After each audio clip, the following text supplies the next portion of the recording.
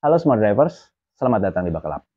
Beberapa waktu yang lalu kita mendengar sebuah kejadian kecelakaan yang sangat tragis di mana terjadi kecelakaan lalu lintas yang melibatkan sebuah bis pariwisata yang mengangkut rombongan siswa SMK Lingga Kencana Depok yang mengakibatkan 11 orang meninggal dunia. Sebelumnya kami dari tim Buckle Up mengucapkan turut berduka cita sedalam-dalamnya kepada keluarga korban atas kejadian ini.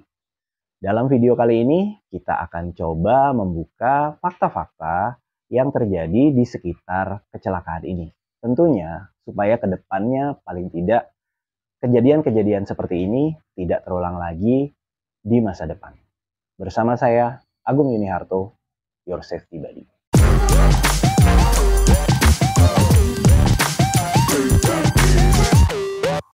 Rem blong adalah sebuah kejadian di mana rem sebuah kendaraan gagal berfungsi. Artinya, ketika kendaraan itu sedang bergerak dan remnya gagal berfungsi, tentunya tidak ada cara untuk menghentikan kendaraan itu dengan aman atau dengan selamat. Dan kendaraan itu pastinya akan berhenti kalau misalnya dia menghantam objek atau ditahan oleh objek-objek di luar dari dirinya. Nah, kejadian remblong ini adalah sebuah kejadian yang menjadi momok dan sangat menakutkan bagi para pengemudi. Kalau kita melihat data dari Komite Nasional Keselamatan Transportasi, hampir 90% kejadian kecelakaan yang melibatkan truk dan bus diakibatkan oleh masalah pada sistem pengereman. Nah, berkaca dari kejadian ini, kita harus melihat dulu apa sih sebenarnya penyebab dari remblong ini. Kalau kita bicara rem blong atau rem yang gagal berfungsi, kita bisa melihat ada penyebab langsung dan tentunya kalau kita bicara lebih jauh, ada lagi penyebab tidak langsung. Kalau kita bicara penyebab langsung tentunya adalah dari kendaraannya dan juga pengemudinya. Dari sisi kendaraan, kalau kita bicara kendaraan berat, sistem rem dari kendaraan berat ini selain menggunakan hidrolis, dia juga dibantu oleh sistem dari air pressure atau tekanan udara. Yang mungkin kalau secara awam, kalau kita mendengar bis atau truk ngerem, kita akan mendengar desisan ya, ces gitu. Itu adalah sistem tekanan udara yang membantu baik itu sistem pengereman dan juga ada pada beberapa kendaraan sistem tekanan udara ini juga membantu sistem kopling untuk gigi transmisinya. Nah, kalau kita bicara penyebab kegagalan dari sistem rem ketika kendaraan besar bergerak, kalau seandainya tekanan udaranya minimal atau bahkan hilang karena kebocoran pastinya, nah ini tentunya akan menyebabkan kendaraan ini tidak bisa direm atau remnya tidak bisa berfungsi. Penyebabnya bisa bermacam-macam, bisa karena ada kebocoran atau juga misalnya kompresornya tidak berfungsi dengan baik dan sebagainya. Muaranya tentunya pada pemeliharaan ya yang dilakukan oleh perusahaan pemilik kendaraan tersebut dan juga pengecekan awal dan keputusan-keputusan yang diambil oleh pengemudinya. Artinya begini, bisa aja misalnya drivernya sudah melihat bahwa ini remnya bermasalah, tekanannya tidak bisa stabil, dia selalu turun. Di mana itu adalah indikasi adanya masalah pada sistem pengeremannya. Kalau dia mengambil keputusan terus jalan, ya, nah ini tentunya sebuah sikap yang membahayakan. Atau juga bisa jadi drivernya atau pengemudinya nggak mau jalan tapi ditekan oleh pihak manajemen. Nah ini juga bisa menjadi penyebab tidak langsung. Tentunya apakah sebuah alat bisa berfungsi dengan baik, berfungsi dengan optimal, ini sangat tergantung pada perawatan yang dilakukan. Karena kalau kita bicara alat transportasi, apalagi ini digunakan untuk bisnis ya. Kalau kita bicara angkutan barang dan penumpang kan ini adalah sebuah bisnis.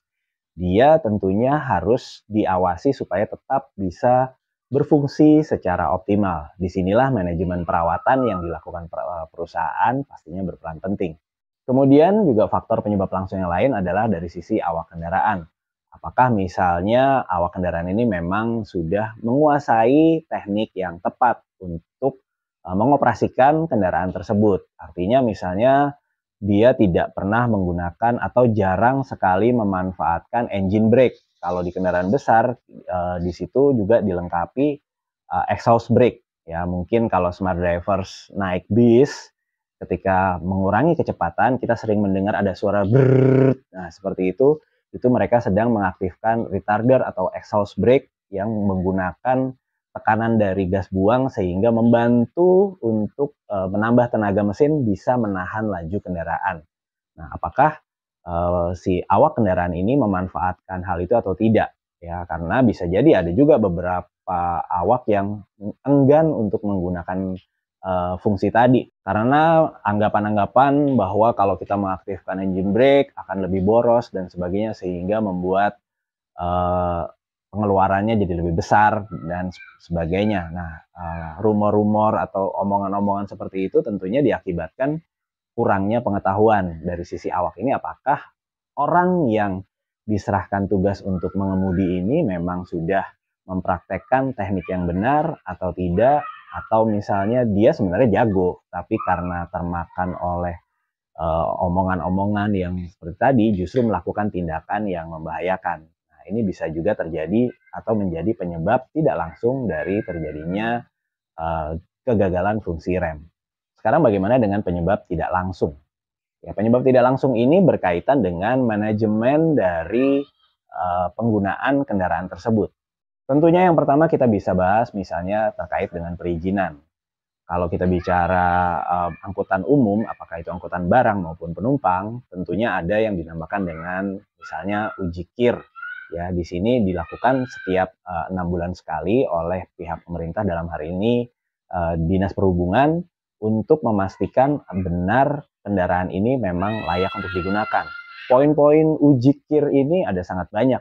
Dari yang hal mungkin kita anggap remeh-temeh seperti lampu, sampai dengan sistem rem dari kendaraan itu apakah bisa berfungsi dengan optimal. Tentunya dengan batas-batas titik keselamatan yang sudah ditentukan oleh pemerintah. Nah, dari komponen perizinan ini juga mencakup antara lain perawatan dari kendaraan. Bagaimana sebuah perusahaan bisa merawat kendaraannya dengan baik, termasuk di sini manajemen spare part dan sebagainya. Dan yang paling utama juga adalah mengenai bagaimana rekrutmen awak dari kendaraan, awak dari bus dan truk ini. Apakah kepada mereka diberikan pelatihan, bagaimana sistem shift-nya, berapa lama mereka maksimal mengemudi. Pada perusahaan-perusahaan otobus yang bagus atau pada perusahaan-perusahaan yang sangat profesional, ini diatur sedemikian rupa. Jadi misalnya maksimal mengemudi sekian jam, makanya disediakan pengemudi cadangan untuk yang jarak jauh dan sebagainya. Nah, hal-hal seperti ini tentunya terkait dengan sebuah manajemen perusahaan dan pada akhirnya bisa bermuara pada keselamatan dari pengguna jasa dari perusahaan tersebut. Sekarang kita kembali ke kejadian kecelakaan yang terjadi di Subang. Kalau kita melihat fakta-fakta yang diungkap di media massa saat ini, yang paling menjadi perhatian salah satunya adalah bahwa bus yang digunakan rombongan dari SMK Lingga Kencana ini, izin kirnya atau surat kirnya sudah melewati batas waktu. Pengujian kendaraan terakhir kali dilakukan pada bulan Juni tahun 2023. Artinya kir kendaraan ini habis pada Desember 2023. Artinya bis ini tidak memiliki surat kelayakan jalan dari pihak berwenang, dalam hari ini Dinas Perhubungan setempat. Dengan melihat fakta bahwa kir dari kendaraan ini sudah tidak berlaku, artinya bahwa kendaraan ini secara hukum sudah tidak layak untuk digunakan mengangkut penumpang. Selain itu, hal lain yang juga terungkap dari fakta-fakta yang dibuka di media adalah bahwa bus yang digunakan ini dibuat pada tahun 2006. Kalau kita bicara peraturan dari Departemen Perhubungan untuk bus pariwisata, umur maksimal yang boleh digunakan adalah 15 tahun. Artinya, kalau bis ini sudah melewati 15 tahun, bis ini sudah tidak boleh digunakan sebagai angkutan pariwisata atau sebagai bus pariwisata. Tentunya dengan melihat fakta bahwa bus ini sudah berumur lebih dari 15 tahun ya. Kalau dihitung dari 2006 sampai saat ini sudah 18 tahun. Secara legal sudah tidak boleh untuk digunakan sebagai bis pariwisata. Nah, Dan ada fakta lain bahwa ternyata bus yang digunakan ini sudah mengalami perombakan atau penggantian bodi bis ya dari standarnya yang asli ya, yang lamanya dirubah menjadi konfigurasi bodi lebih tinggi ya, atau mungkin lebih populer dengan HD atau high deck. Nah, walaupun sebenarnya kalau kita bicara bus, ya kita membeli bus itu tidak langsung utuh seperti kalau kita membeli mobil kecil. ATPM seperti Hino, kemudian juga Mercedes atau Scania dan merek-merek lain itu menjual bus dalam bentuk sasis. Dan kemudian untuk bodinya dibuat oleh karoseri. Karoseri pembuat bodi bis seperti misalnya Laksana atau Adiputro atau New Armada dan beberapa karoseri lain. Nah, ini membuat bodi bus nggak sembarangan. Mereka membuat itu tentunya dengan perhitungan, dengan kekuatan struktur yang diperhitungkan, tentunya dengan mempertimbangkan faktor keselamatan dari penumpang. Artinya, misalnya bis ini terguling, kerangka bodi dari kendaraan ini harus bisa tetap melindungi penumpang. Nah, fakta bahwa bus yang terlibat kecelakaan ini ternyata bodinya sudah dirubah, dan pertanyaan berikutnya, apakah perubahan bodi ini dilakukan dengan benar, artinya dengan memperhitungkan kekuatan struktur dan sebagainya, ya tentunya ini perlu penyelidikan lebih lanjut. Dan tentunya kalau kita bicara soal perubahan, ya tentunya ini juga berkaitan dengan sasis, ya karena pastinya sebuah sasis ya dirancang oleh pabrikan memiliki toleransi kekuatan dan juga toleransi berat masing-masing. Ya, walaupun misalnya kalau kita lihat sekarang bis-bis menggunakan bodi yang tinggi-tinggi ya, misalnya bahkan double decker. Tentunya ini juga disesuaikan dengan kekuatan dari sistem yang ada di bis tersebut, bukan cuma mesinnya, termasuk juga kekuatan dari sistem pengeremannya. Jadi nggak sembarangan, misalnya sasis tipe A yang memang harusnya digunakan untuk bodi dengan deck yang rendah, terus tiba-tiba kita ganti bodinya dengan bodi yang tinggi. Tentunya ini harus sesuai dengan kekuatan dari sasisnya, yang kalau kita bicara sasis ini, sistem yang ada di dalamnya juga termasuk. Ya, jadi nggak sembarangan harusnya. Nah, ini juga menjadi pertanyaan, apakah perubahan bodi dari kendaraan ini atau bis yang terlibat kecelakaan ini sudah memenuhi nilai-nilai atau sudah memenuhi kriteria keselamatan yang ditentukan oleh pemerintah. Dan ini kita tidak bisa lihat. Karena pastinya sekali lagi uji kir kendaraan ini terakhir dilakukan tahun 2023, bulan Juni. Apakah pada saat itu sudah menggunakan bodi baru? Ya tentunya ini akan menjadi bahan penyelidikan dari tim kepolisian, KNKT, dan juga Departemen Perhubungan. Itu tadi soal teknis dari kendaraannya. Nah, sekarang juga kita bisa lihat dari kejadian pada saat wawancara dengan pengemudi ya, yang kalau kita bisa lihatlah di beberapa channel YouTube, terutama dari media mainstream, sudah ada wawancara dengan pengemudi bis tadi, bahwa bis ini sempat berhenti melakukan perbaikan rem, artinya di situ sudah ada indikasi bahwa ada masalah dengan sistem pengereman.